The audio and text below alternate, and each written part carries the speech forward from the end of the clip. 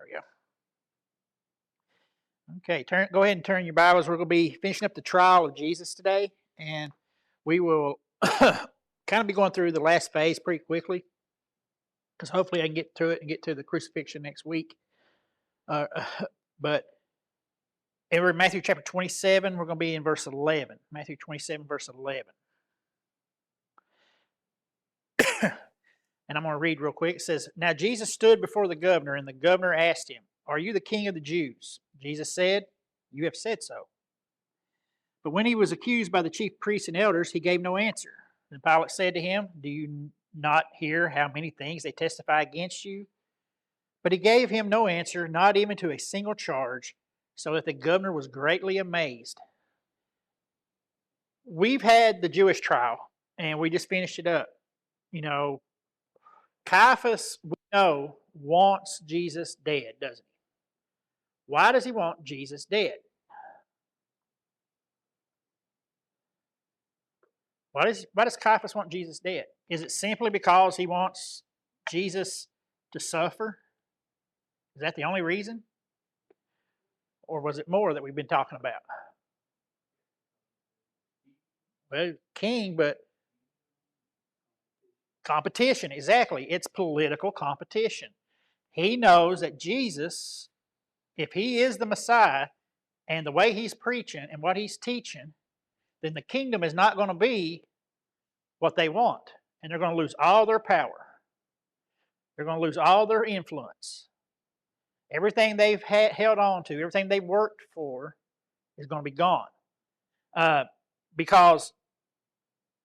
he wants Jesus dead, but he has to do it in a certain way. Could he have killed Jesus and not sent him to Rome? Didn't he just get accused and convicted of blasphemy? So he could have had Jesus stoned in the temple. That was legal for religious things. They were allowed to stone him. They weren't allowed to crucify him, but they would have been allowed to stone him and would not have gotten in too much trouble. So why didn't they just stone him right there for blasphemy? If that's the case, why go on with it? Why even bring Rome into it? Well, that's the thing. Well, actually, it's to get the blame completely off of him. Yeah, give them all the blame. Because when you look at this trial, they understand that the people, if they would have stoned Jesus for blasphemy, yes, some people would have said, yes, that's okay.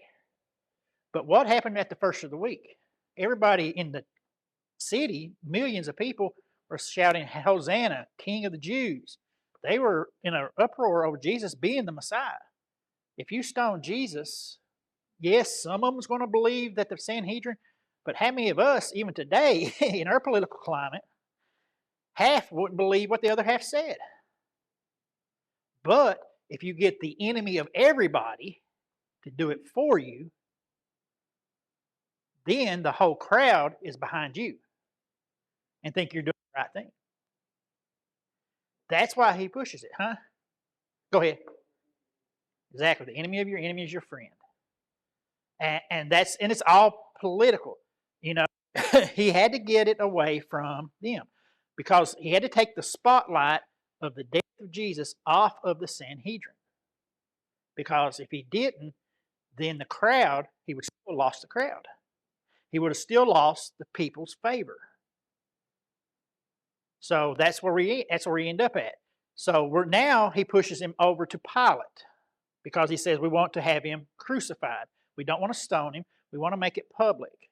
Why would he want him crucified and not stoned?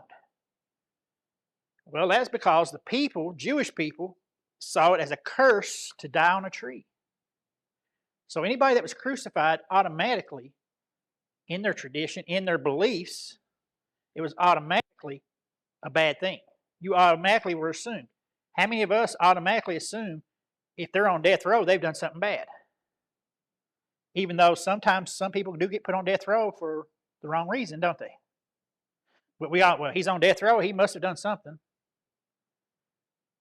So, but not saying that everybody on death row hasn't is innocent. No, not by any stretch of imagination, but there are times when things happen. But in that climate, no. So he has to be crucified, and they have to do it publicly in order for the people to get behind it. If they don't do it publicly, then it's not going to happen. The people have to be behind it. So that's where we come to now. And we bring him before Pilate. Now, Pontius Pilate was the 5th Roman prefect or governor of Judea under Caesar from 26 to 37 AD. So within 11 years, there are 5 different governors. And so, it had to be a hard region to control. It had to be a bad post, didn't it? You got sent there, that means you either done something very wrong or they thought you could straighten it out and you failed. The area today is still the same way, isn't it? Isn't that Middle East area there with Israel and the Gaza Strip and all that? It's always constant battle, isn't it? It's always a constant fight. It's the same thing then, too. It's always Rome struggled to keep control of that area. And the only way they really controlled the area was when they finally came in 70 AD and completely wiped everybody out. So that's kind of the climate you're under right now. Now Pilate, he lived in what was called the Praetorium, which was a military fortress within the Herodian Palace on the western part of Jerusalem. And I'm sure you've all heard this before, but the Jewish leaders, Caiaphas and the other high priests and the other priests and so forth, wouldn't enter this place to talk to him. Why wouldn't they enter this place to talk to him?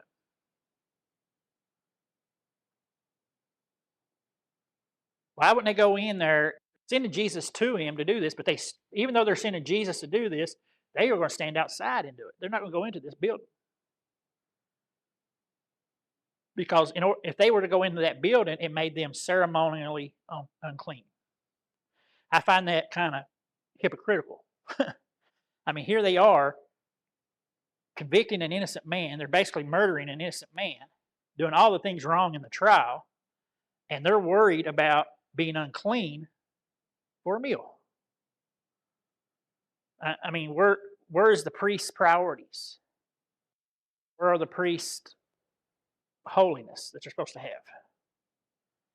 And so that's what I look at that. And when the council presents the prisoner to Pilate, the religious charge of blasphemy goes away. Did you notice that in the story? What does it switch to? What do they say he does?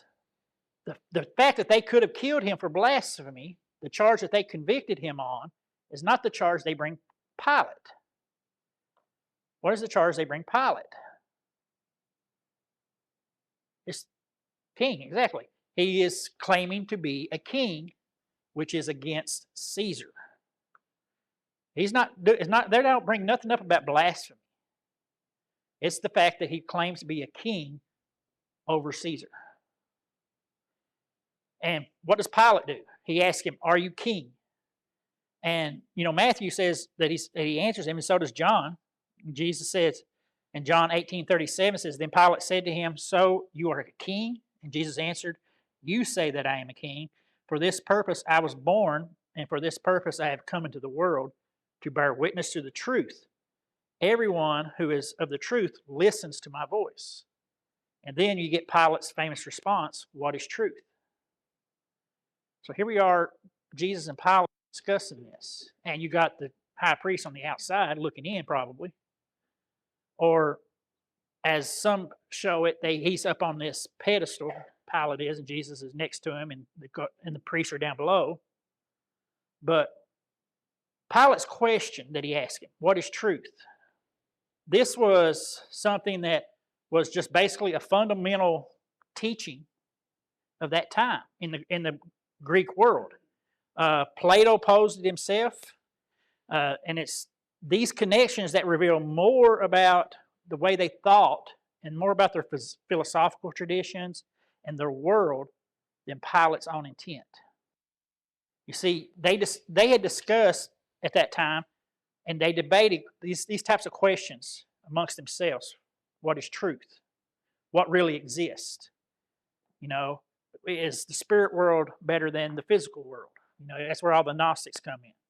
You get the dualism and all that, and I'm not going to go into all that, but they have all this philosophical beliefs.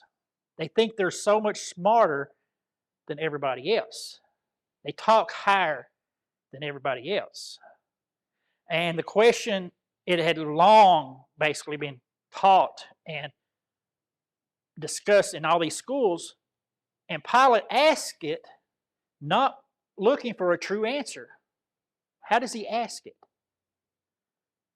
He asked it in kind of contempt and derision. And you don't really get it in the English, but in the Greek you do.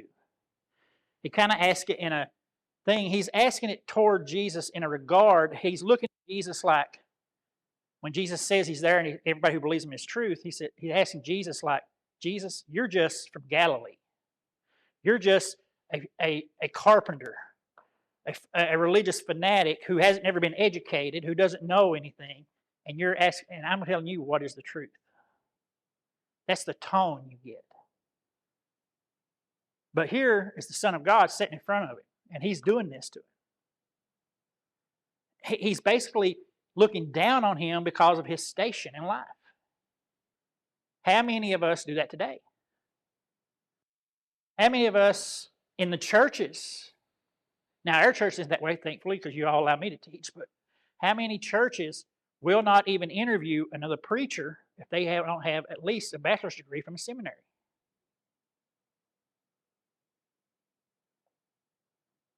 I mean, can a person not know the Bible and not go to seminary? No. Look at Peter, James, John. Really, the only apostle that had any sort of education was Paul.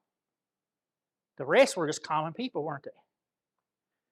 So Jesus, you can know Jesus without having some big, high thing. You can know the truth without having some big, high education. And that's the whole point.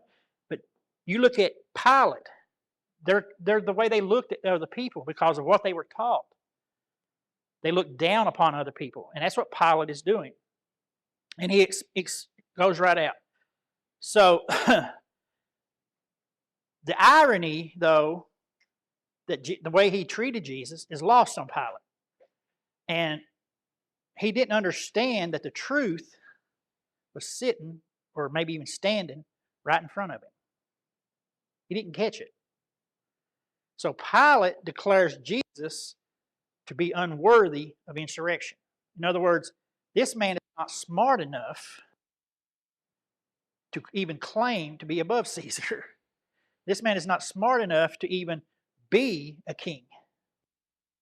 You look at Luke 23:4, he says, Then Pilate said to the chief priests and crowds, I find no guilt in this man.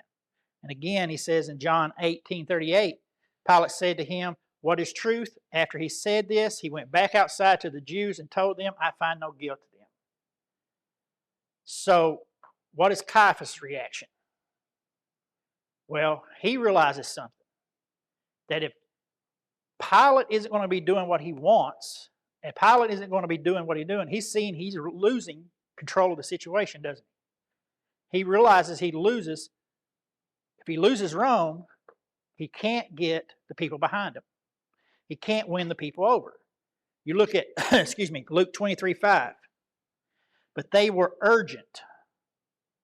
That word urgent there, since this sense of, how do you put it? A sense of urgency, but a sense of desperation. They knew that it was on the verge of losing everything that they worked for the night before. They were on the sense of losing it up. So he's saying, and he stirs up the people, teaching throughout all Judea from Galilee, even to this place. In other words, he's pleading with him, and basically it's kind of like a last-ditch effort to get Pilate to do something else. And upon the mention of Galilee, Pilate realizes Jesus is from Galilee, and he was under the jurisdiction of Herod Antipas. So by giving that Herod Antipas, what does it do for Pilate? It gives him an out. Pilate doesn't see any guilt in him. He already claimed it. But now he has an out, and he says, you know what? I don't have to make this decision. send him to Herod Antipas. It's his right to make that decision. So now he sends him to Herod Antipas. So what's important about Herod Antipas? Because this is the second part of the trial in Rome, the Roman trial. What is so significant about Herod Antipas? And you can read that story basically. The biggest part of the story of that is in Luke 23, 6 through 12, which we're not going to read it, but who is Herod Antipas famous for being in conflict with?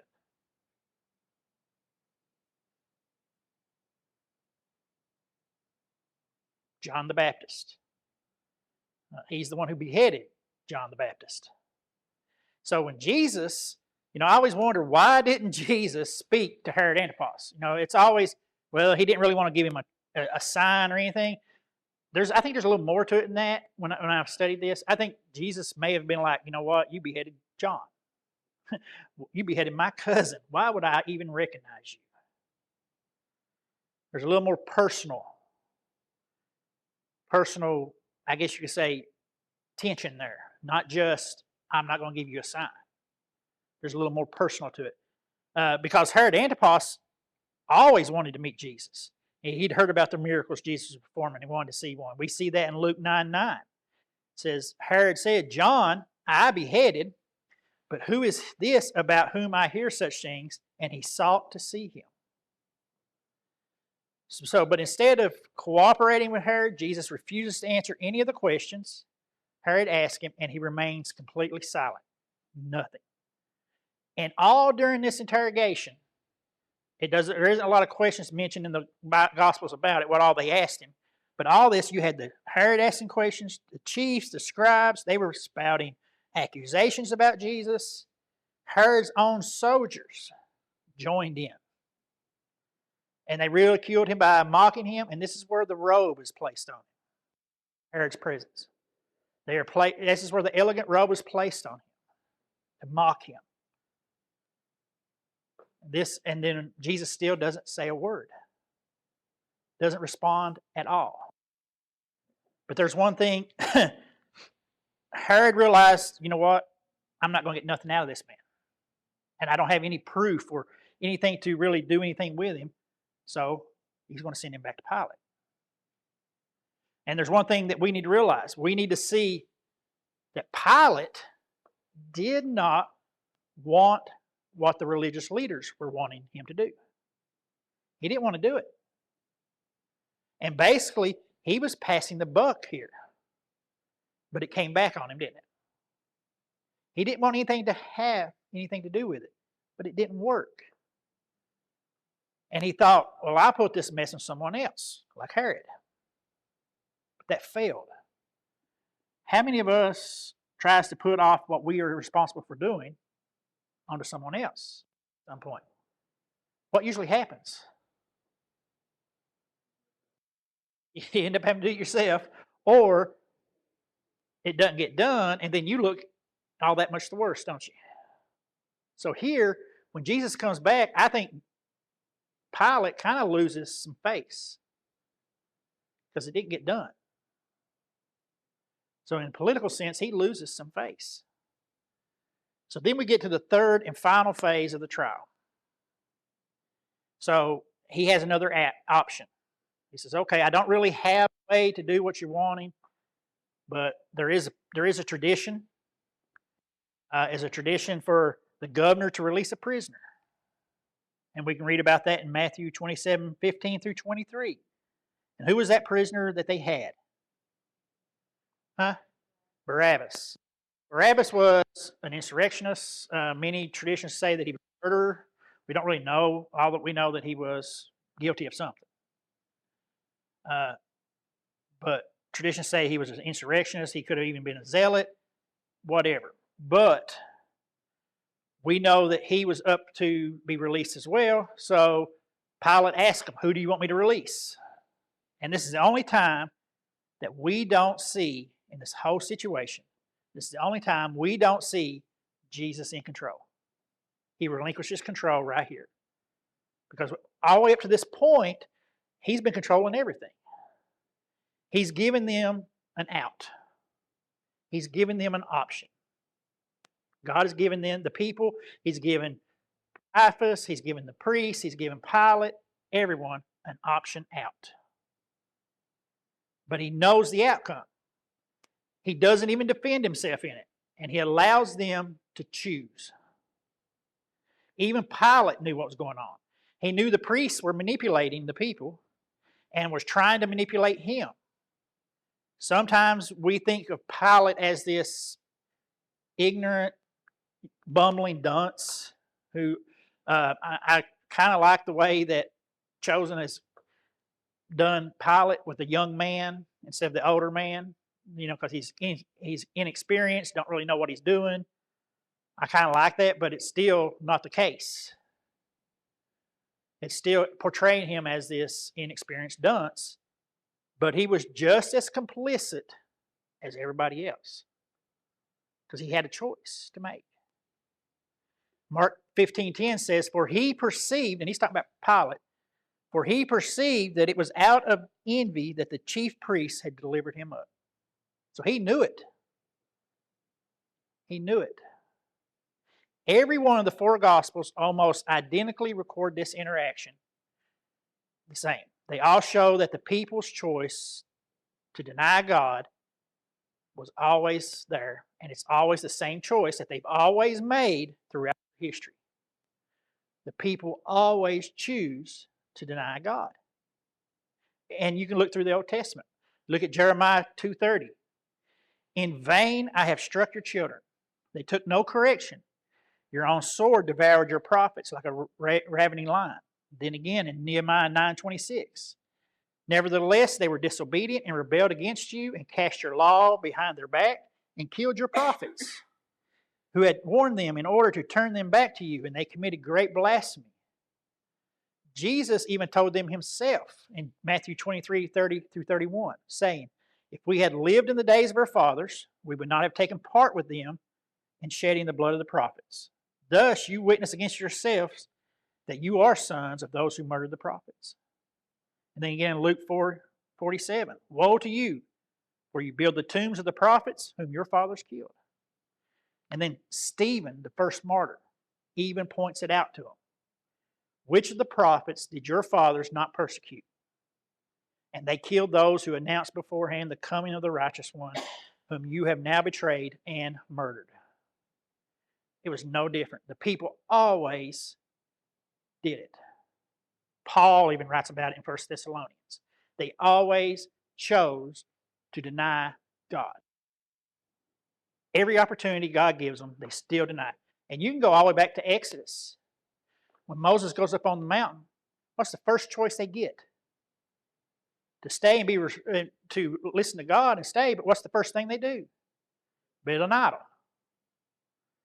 It's from the very beginning. They constantly chose to deny God. This wanting to deny God and to kill His prophets is nothing new. Jesus even tells a parable, the parable of the tenants, Matthew 21. And you remember that earlier this week, the people praised Jesus as the Messiah, and now the priests have got everything turned around. They have it all turned upside down. And it goes back to this trial, and is why they're able to turn things around. The guilty verdict from the Sanhedrin in the third phase of the Jewish part carried a lot of weight. Now they are able to sway the crowds. Before, I always thought, how in the world do they get those crowds who were singing Hosanna? You got 72, I've said this before, you got 72 priests. I mean, even with 72 priests, you got 1 million people. How do you get 1 million people to start singing, shouting, "Crucify"? Or even 1,000 people to start shouting, "Crucify"? We're just 72 people. Well, it's the trial that does it. It's the trial that sways the opinion of the people. It's the trial that is able to sway the crowds to turn on Jesus and to join with the Sanhedrin in choosing His death. Pilate was not swayed by this, okay? But he was still not innocent. He chose to ignore all the signs. He chose to ignore everything he believed. Even his own wife warned him. In Matthew 27:19 it says, Besides, while he was sitting at the judgment seat, with his wife sent word to him, have nothing to do with this righteous man, for I have suffered much because of him in a dream. Now, was this dream real? and was this dream from God? I don't know. I believe it was. I don't want to say that it definitely was, because that's just my opinion, but it would not have been the first time that a leader from a foreign country or an enemy of God got a dream, would it? We saw it several times in the Old Testament, specifically with Sarah and Abraham's wife. When Abimelech gets a dream, says, "What are you doing with this woman?"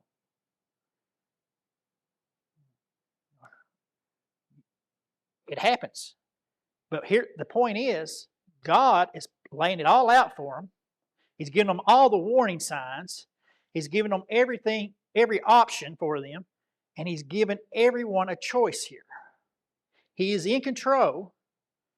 See all the choices being made, the argument that the people make, the ones that God, a lot of people will say this argument that God forced the people to do this, choose them because it had to be done. He didn't force the people to choose evil over good to accomplish His deeds. Does God ever force you to choose evil? No. God does not tempt man. If He done this and didn't give them any desire or any choice in the matter, He would have been tempting them, wouldn't He? God doesn't tempt man. Yes, He will allow us to go through trials, but never does God tempt us. Does He know what they're going to choose? Absolutely. But He still gives them a way out. 1 Corinthians 10:13 says, "No temptation has overtaken you that is not common to man. God is faithful, and He will not let you be tempted beyond your ability, but with the temptation, He will also provide the way of escape." So any temptation we're faced with, just like this choice that the people were faced with, they have an out. What was their out? What was their out? Huh? Surrender to God, but it was simply, look, I've been here 3.5 years. You've been following me 3.5 years. You know the proof. Why are you listening to all this other stuff right now? Was not this enough proof to make you decide who I am? Or is it that easy for you to turn? He's making it a choice. And they choose wrong. So they choose a murderer they choose Barabbas over Jesus, and they held true to what Jesus told them about themselves. In John 8:44 says, "You are of your father the devil, and your will is to do your father's desires. He was a murderer from the beginning and does not stand in the truth, because there is no truth in him." I love the way Luke puts it, and this is going to finish the trial part. It says Luke 23 through 24. 23, 24 through 25, sorry. It says, "So Pilate decided that their demand should be granted. He released the man," talking about Jesus, "who had been thrown into prison," I'm sorry, he was talking about Barabbas, "for insurrection and murder, and whom they asked. But he delivered Jesus over to their will." He delivered them over to their choice. Not being forced, He chose to deliver Jesus over to their choice. They weren't forced to do this. God gave them a choice, and they failed in choosing.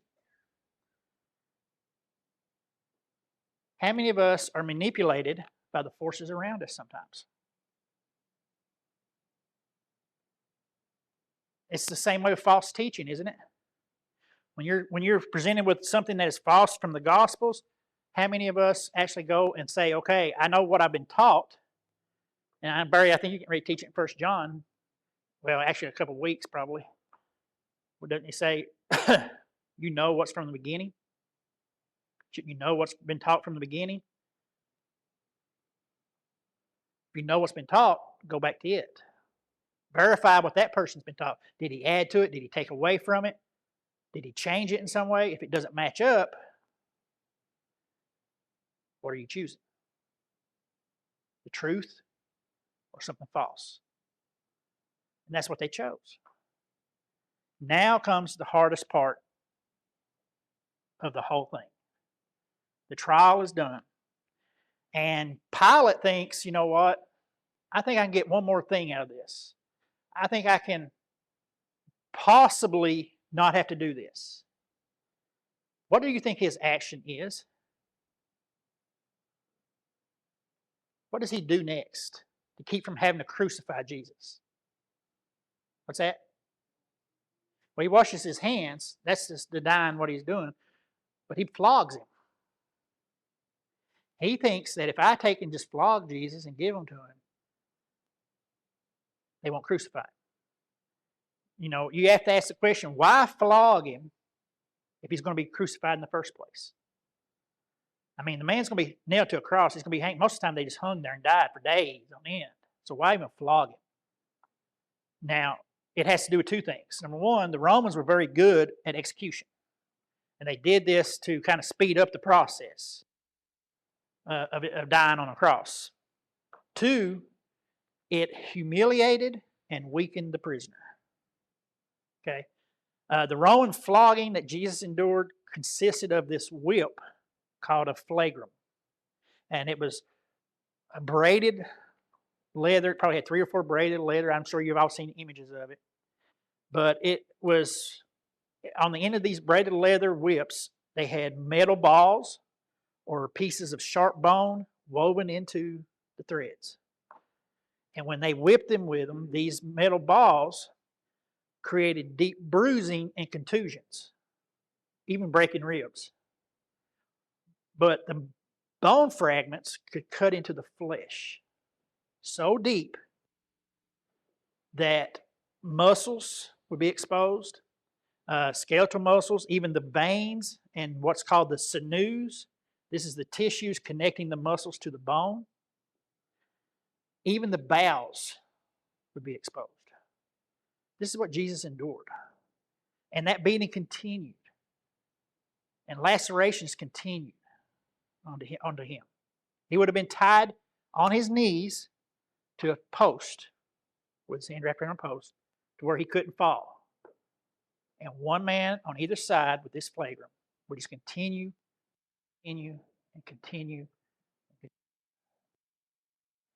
That punishment was so brutal that most of the time, some victims died from it before even getting to the cross.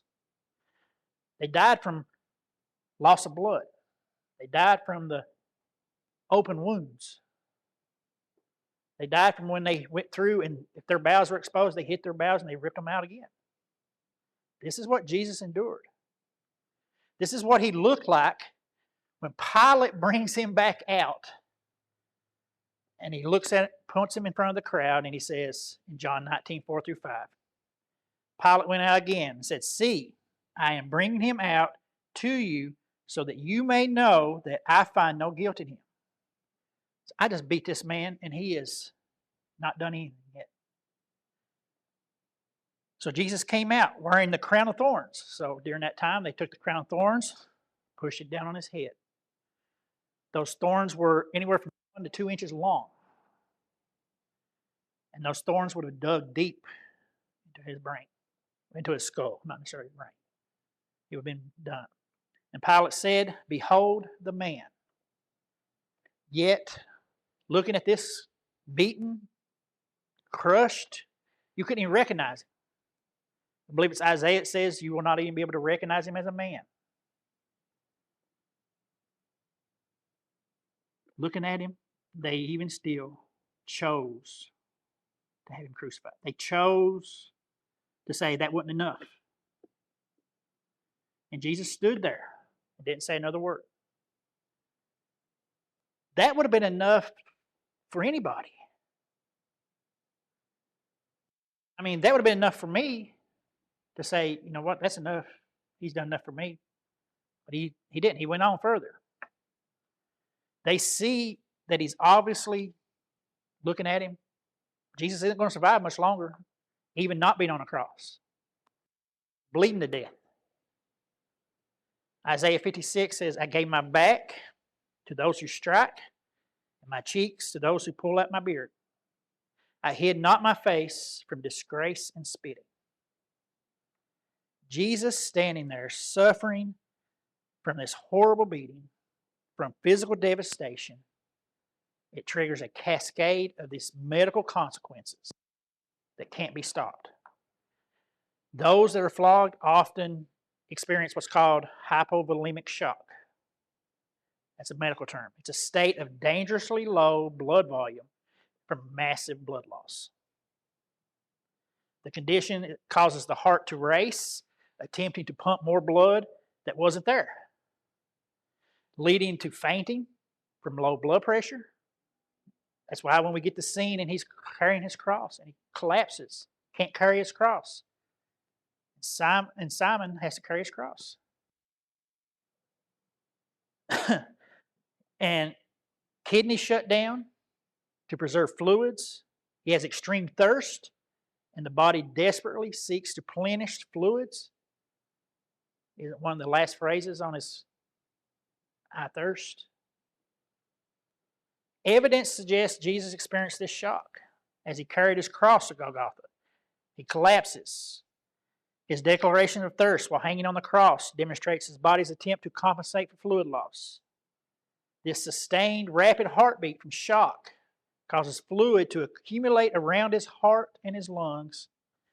When at his death, when a soldier pierces his side, both blood and water flow out.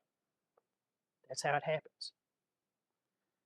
The accumulated fluid from these cavities are there because of beating, because of this rapid blood loss, because of everything he endured. The trial and condemnation of Jesus was a terrible miscarriage of justice. That's just to say the least. It's the most horrible thing we can imagine. And it's all orchestrated by Annas and Caiaphas. But you can't take the blame off of Pilate either. All three are considered guilty because they thought they were in control and they thought they should have been in power, but they really wasn't. If we assume there is no way of knowing, and there is no way of knowing exactly, if we assume that the time of Jesus' arrest in the garden took place around midnight, then his trial and this whole incident that we've been talking about for the past 4 weeks took less than 12 hours. From the time he's arrested to the time he's standing there in front of the cross, getting ready to be nailed to the cross, is less than 12 hours. Pontius Pilate and Herod definitely played their parts, but again, much power as they had, they were still not in control. They had all the choices, every one of them did, to make, and they failed to make the right one. They chose wrong. Acts 4:26 through 27 says, the kings of the earth set themselves, and the rulers were gathered together against the Lord and against his anointed. The anointed is just another name for Christ or Messiah. For truly in this city there were gathered together against your holy servant Jesus, whom you anointed, both Herod and Pontius Pilate, along with the Gentiles and the people of Israel. They were all against him. They all chose wrong. Yet Caiaphas and the priests who handed him over were to be held more responsible than any of the rest of them. John 19:11 says, Jesus answered him, you would have no authority over me at all unless it had been given you from above. Therefore, he who delivered me over to you has the greater sin. He's talking about Caiaphas. And he's talking to Pilate there. The Jews would even take ownership of that sin. In Matthew 27:25, he said, and the people answered when he's asking them, crucify him. He said, why do you want to do this? He says, his blood be on us and our children. Yet again, I cannot stress this enough, Jesus was in complete control. He went through this beating, this horrific thing for me. He went through this horrific thing for us. He was this perfect, sinless Son of God that was about to be sacrificed for the sins of every single man, woman, and child, past, present, and future. But he was already dead. He just had to be put on the cross. There was no way he could have survived, short of God doing it. Okay? So there is no argument that, well, he just fell asleep. The man was dead before he got put on the cross. He lived a few hours longer. There was no way a man that beaten could survive. So, just as God planned from the beginning of time, Paul writes about it in Ephesians 3, 8 through 12. To me, though I am the very least of all the saints, this grace was given to preach to the Gentiles the unsearchable riches of Christ, and to bring to light for everyone what is the plan of the mystery hidden for ages in God, who created all things, so that through the church the manifold wisdom of God might now be made known to the rulers and authorities in heavenly places. This was according to the eternal purposes that he has realized in Christ Jesus our Lord, in whom we have boldness and access with confidence through our faith in him. No person ever could have ever chosen this to be the way to save the world. That's the mystery. We cannot say there's any other way that Jesus could have done this, because this was God's plan. We could never come up with another plan. No one knew about it. But we chose wrong from day one. But now he gives us a choice to choose correctly. The question is, are we choosing?